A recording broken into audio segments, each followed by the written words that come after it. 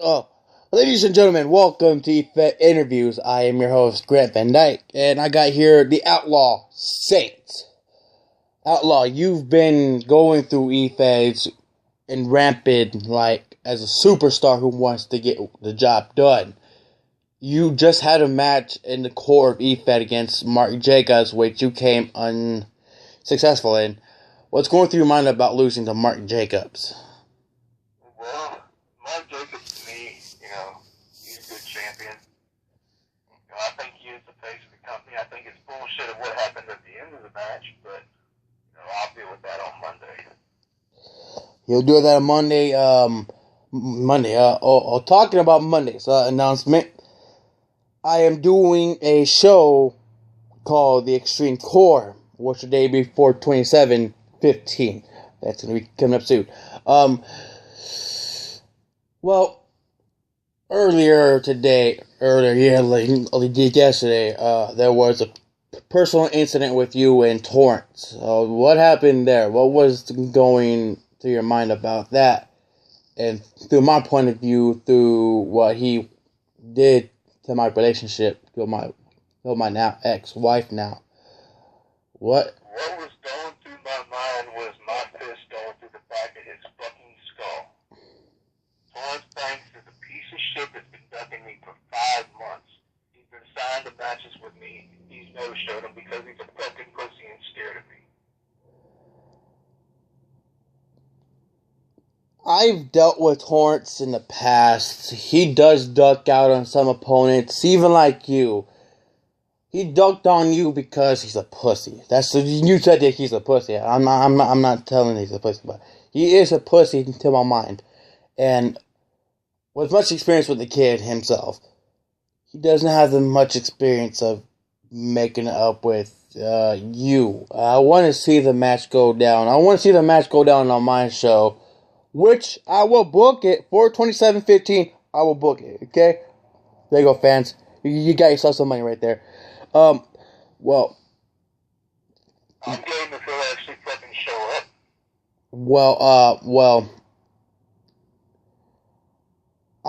You're in an EFED group. Let me just go on to my little cellular device real fast and look up your thingamajig. Are you wait up. This little thingamajig here, it's called the cellular mobile device here. It is slow. Okay. Let's go. Okay. You are the Mayhem champion in Extreme Mayhem Championship Wrestling. I'm in there also. I'm in there too. What's going through your mind about that title and on your growth? Well, honestly, it's an honor to be the first ever Mayhem champion. Faced a couple tough competitors. One of them, of course, no-showed. But right now, the only thing going through my mind is Mania, facing Ripper, and unifying my Mayhem title with my TV title that he is holding just for me. Like unification match. That's a big step in your career, Outlaw Saint. Like in my personal thought about the unification match right now. I've not been seeing the little hype ups lately, but it's a big step up in your career, man. You're 5 months in, you're going in for a unification match. Is this your first ever unification match? To tell the truth, is it? Yeah, it is. This is not my first title I've ever held. If we could talk about it, either E-Feds, I can go into some of my history. Enlighten me about your history, man. This is not EFET interviews. This is like a straight up OG step up on my show. What is it, buddy? Well, I got started in BTW. I was trained by Susie Spitz. She's the one that brought me into all this.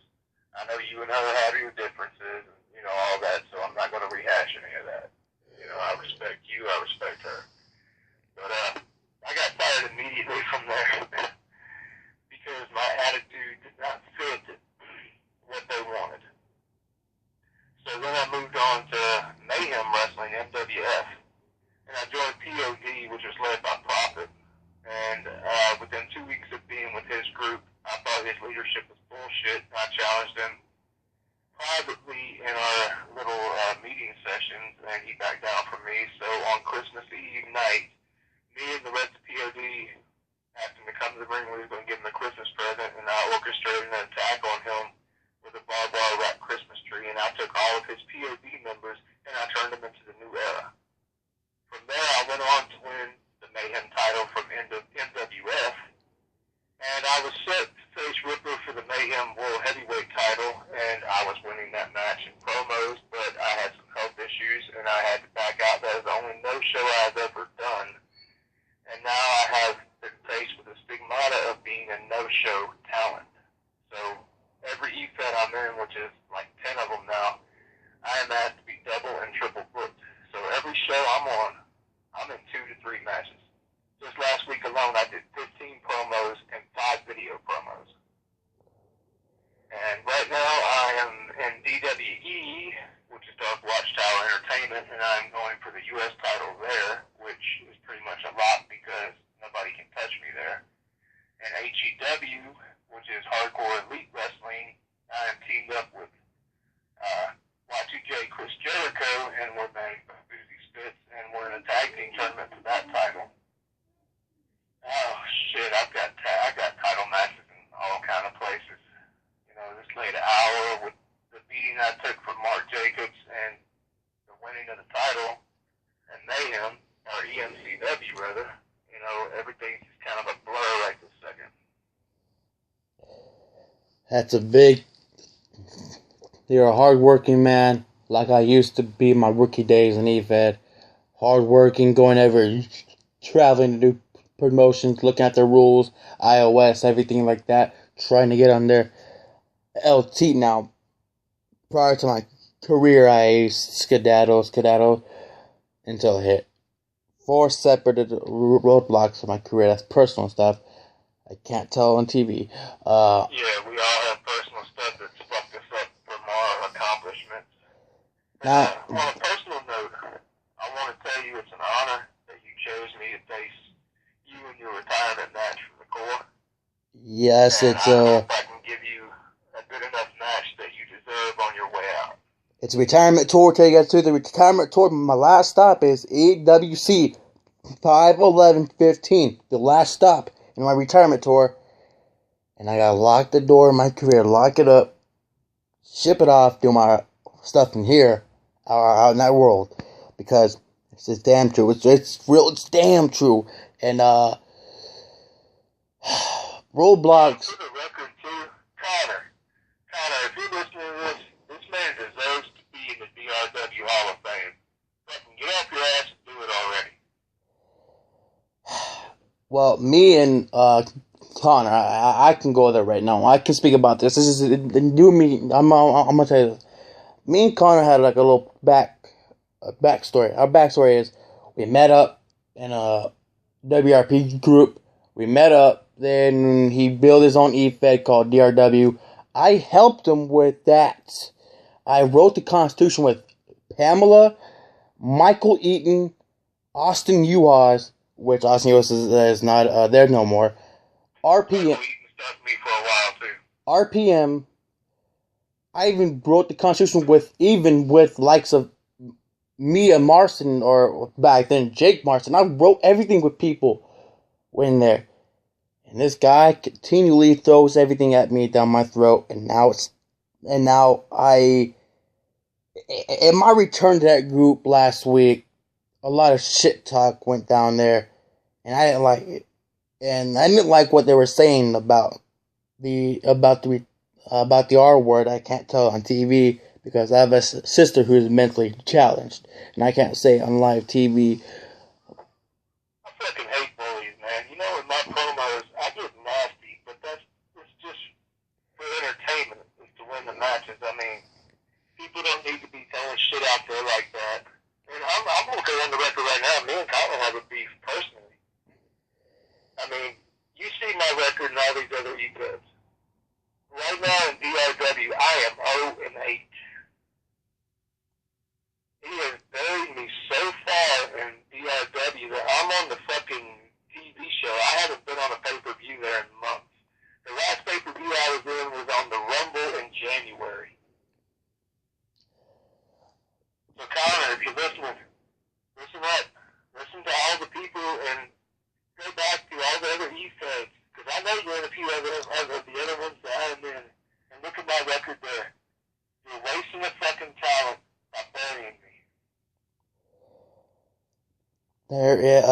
he did bury me in my career once, and I came out of it quickly, and I grew the ball, step up, and I did everything. Now I'm not there no more. So things, Connor.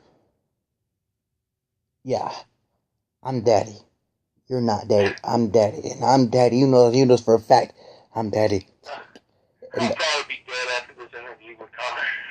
And Fucking fire me, I don't care. with everything that's around EFED, it's like this. We are the people who work their asses off in real life, come here, promo their asses off, make things happy. But some people take it too serious.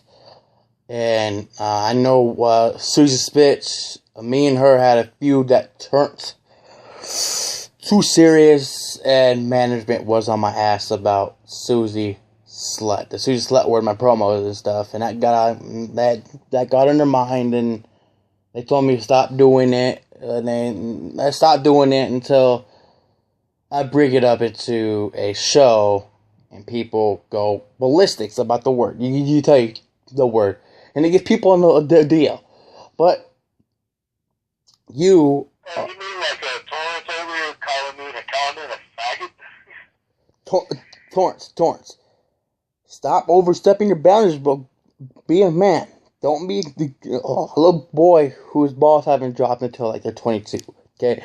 Thank you. All I got to say is that if I was such a faggot, then why do I have the woman that he's been after? Well, there is overstepping boundaries in the fed through personal relationships. If you go hit up a person, you want to go hit up that girl, and she has an OCC boyfriend and stuff like that, you go hit her up, and you want to keep on constantly talk her down until she said, fuck it. And that's what you're trying to do, Torrance. Don't shove the logical sense down girls' throats where they can fucking bust, and there you go. You have yourself a busted up relationship quick. Me. My philosophy on the e-feds, when I do promos, I respect every opponent I face. When I'm doing promos, it's all in color. The character, sorry. The promos I did against Mr. Banks, that was all OC, sorry. I'm nervous, this is my first interview. I did a first time interview with Aisha Brooks, who's one of the co-owners of HEW. She choked. She's one of my mentors and teachers as well. See, I've been knowing a lot of people. I've made friends. Even I made a lot of good friends who stick around for me and you. And I know that you've been going through some medical problems. I heard about your medical problems, bro. Me and some people were talking about. I'll talk about it. But if you have a kidney problem, that's what I heard about you. You had a kidney problem. You were denied medical coverage, medical emergency room coverage on the spot. That's fucked up right there. That's fucked. I'm going in deeper here. That's fucked up, people. People in this world who go to medical hospitals and they get medical treatment out there and they get pushed away so they can have the rich people, the high class society getting there first. But you have your low class and you have your middle class who have financial problems like you. That's fucked up. See, that's fucked up. That's a differential right there. See, this guy here, E-Fed, listen to this guy's been through a lot of personal issues, dude. I ain't playing. And if he doesn't get booked well in DRW, I swear to God, somebody in the E-Fed group is going to take him, build him up, and make him a better superstar than what he is right now and there. And that's called supply and demand. See, if you keep on supplying new talent, E-Fed, they want the demand. They want the demand from you. And Connor didn't utilize and the business code supply and demand. Connor, give you some business 101 help. Supply and demand. Meet your suppliers, then supply the people, and they want more. See, Connor, that's not what you're doing right now. Your supply and demand word ain't working.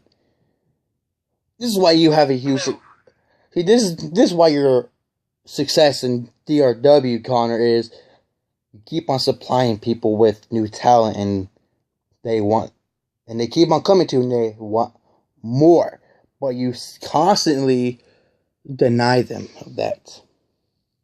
So, and any company that would have Banks as their world heavyweight champion is a shit company anyway. See, and I'm going on record saying that. E-Fetter owners, use the supply and demand word. Get this guy on the deal. Get this guy onto a match card. I swear that he's good. I've faced him once. That was it, and I let him beat me. Yes, I did. I let him beat me. But damn sure, supply and demand. This guy's the good. This guy's the shit. This guy's everything. Please utilize the business 101 code. Supply and demand. Please. And well, I'm not in this for ego. I'm not in this to be selfish. I mean, my take on all this is if I win titles, good. If I don't, that's fine too. What I'm trying to do, especially in the core right now, is I know Mark Jacobs is the face, and I'm going on record saying this. I went to Doug Williams and I told him that Mark Jacobs should be the face of that company. And I mean, this is probably going to get me in trouble, but the match that me and Mark had tonight, I wrote that match. That was the first match I've ever wrote. I wrote that whole thing. I think Mark Jacobs should be at the top. I made it look, where I was strong enough as well to stay underneath him second tier. But what I want to do, and I'm doing it with a few people like Hellraiser, and I was doing it with Shane Garrison, which is SG Punk. I'm trying to help the other rookies, the other newcomers. I know I've been doing this 5 months, but I'm trying to help them elevate their game and give them a push to go to the top too. And if I gotta lay down for somebody to help them rise up, I don't mind doing that. I mean, people have helped me in my career that, legends that I respect and I appreciate everything they've done for me. They didn't have to sit there and teach this young rookie anything. I mean, everybody knows this is a selfish world. And for people to take time out and do that, I mean, that's cool as hell. So I'm trying to give back to other people what I was given when I first came in. I mean, Susie found me in a damn fantasy wrestling group where I was taking real-life characters and writing promos and storylines for them like Bray Wyatt going after Vince McMahon and the corporation. And she's seen my writing, and she's like, have you ever tried E-Fed? You need to check this out. And that's pretty much where I started at. And to go back on the medical condition, as long as people don't use it in their promos, I don't care. But I've been diagnosed with chronic stage 1 kidney disease, which my kidneys are at 90% right now, thank God. But I almost died when all that happened. I mean, about a month and a half ago, which is why I'm kind of slowing a little bit, I had a mini stroke. There's very few people that knew that, which is why I took time off. And when I came back, I told all the E-Fed owners that I want to do this slow. See, slow. And when I got back to doing it, and I'm like, fuck this. Double book me, triple book me, whatever. With you now, where you at now, you're gonna have a long stride success coming, man. And I hope Doug Williams books the match, and I hope he does. I don't wanna go, but I say it all the time. I don't wanna be biased and stuff, but damn sure. But I'm gonna let you have an early announcement that I will. If I do lose this match, I don't care what people are gonna say. Don't make it a huge scene, people. Okay? It's like all the time. I am doing this so I can go out in there into the real world and do what I want to do, and I want to have my time to myself. But exactly. I mean, you deserve it. You've been doing this for so long, and it's tiring. all over the place. It's tiring on my part. I went to sleep. I didn't get to go to sleep until like the afternoon time yesterday. So yeah. Well, thank you, Outlaw. Thank you for being here. Outlaw, thank you for being here. And people, this is my rebuilding of the show. Thank you very much. It was Love you my guys. pleasure, man.